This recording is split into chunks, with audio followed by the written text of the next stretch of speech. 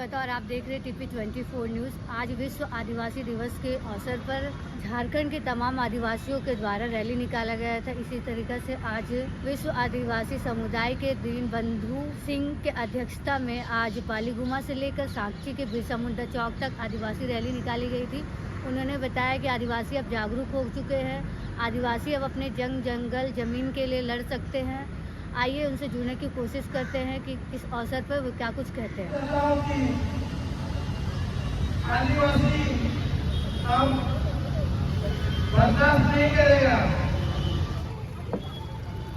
सभी यहाँ उपस्थित सभी साथियों को मेरा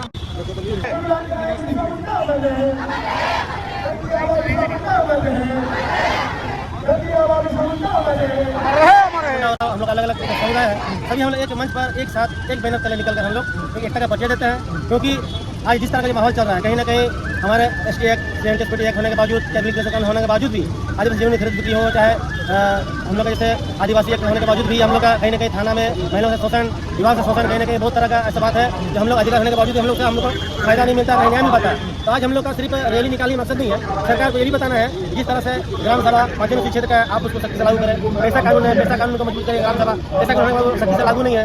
CNTS होने के बावजूद भी हमारे आदिवासी जमीनों पर गैर आदिवासियों का कंपनी फैक्ट्री और वहाँ पे स्थापित हो रहा है। लेकिन उस लोगों को पायलट के अनुसार इस तरह का कोई फैक्ट्री बैठता है तो वहाँ पे क्या है कि उस अगल बगल के लोगों को, उस अगल बगल के क्षेत्र को डेवलप करना उस कंपनी फैक्ट्री का काम होता है और वहाँ के लोगों को रोजगार देना काम होता है। लेकिन आज के डेट में बहुत सारे ऐसी कंपनी आदिवासी में बैठ रही है और टाइप विदेशों से है, लेकिन वहाँ के स्थानीय लोगों को लाभ नहीं मिलता है। ग्राम सभा कहीं ना कहीं कमजोर होता जा रहा है और हम लोग आवाज सरकार होने के बावजूद भी हम लोग कहीं ना कहीं कमजोर पड़ रहे हैं।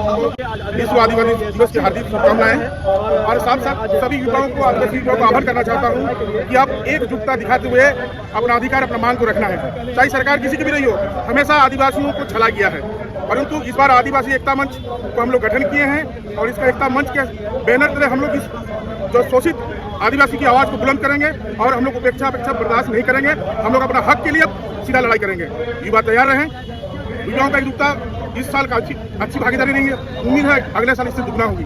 हम लोग सरकार को चिताना चाहते हैं कि आदिवासियों का अनदेखा बंद करें, अन्यथा आदिवासी युवा जाग रहा है, जिस दिन जागेगा सब सरकार को सत्ता से उखाड़ भेजेंगे। सबसे पहले आपके सभी दर्शकों को मेरे तरफ से विश्व आदिवासी दिवस की हार्दिक बधाई। जैसे आज विश्व आदिवासी दिवस के अवसर पर आदिवासी एकता मंच ने रैली का आह्वान किया। ये सिर्फ एक रैली नहीं है, ये हम आदिवासियों की चट्टानी एकता का परिचय है। मैं इस रैली के माध्यम से सरकार या शासन प्रशासन में जो भी लोग बैठे हुए हैं, मैं उनसे सभी से कहना चाहता हूँ कि आदिवासियों के हक अधिकार के साथ खिलवाड़ मत कीजिए। आदिवासी जाग चुका है।